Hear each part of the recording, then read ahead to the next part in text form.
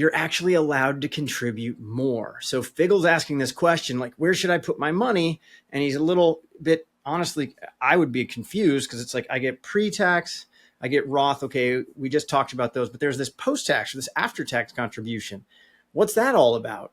Well, there's this other rule that says, hey, you're allowed to put away. Now, this is you, the employee, the employer match, and after-tax contributions. You can put away a total of $70,000 a year into a 401k plan. I'm going to call it 401k plans from now on, but just know that that means 401k, 403b, 457, TSP. They're all one and the same, essentially.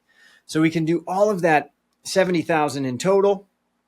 And now we can put away, that employer match, that post-tax contribution. What's a post-tax contribution? Well, let's just back up real quick and look at that pre-tax versus Roth thing, because it's going to help answer one of Figgle's questions.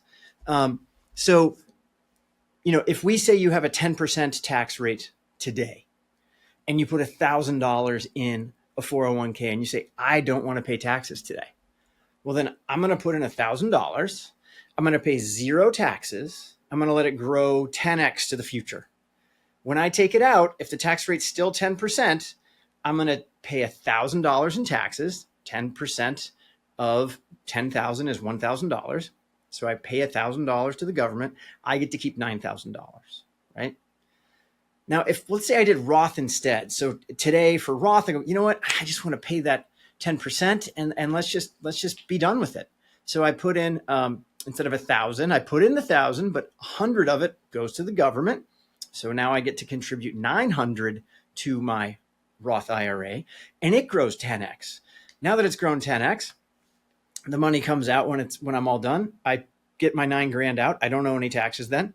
I'm good to go. Now, I hope you noticed that it didn't matter which one I chose. If the tax rate stays the same, the to Roth or not to Roth doesn't really matter.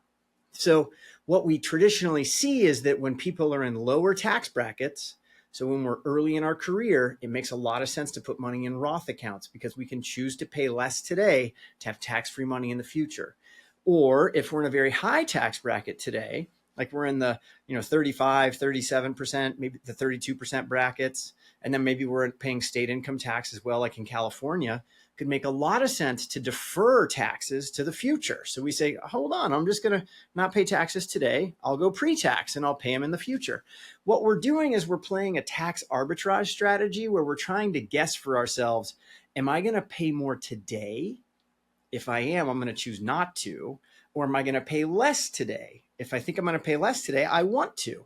If I want to pay less today, that's the Roth strategy. If I think I'm going to pay more today, I want to do the pre-tax strategy.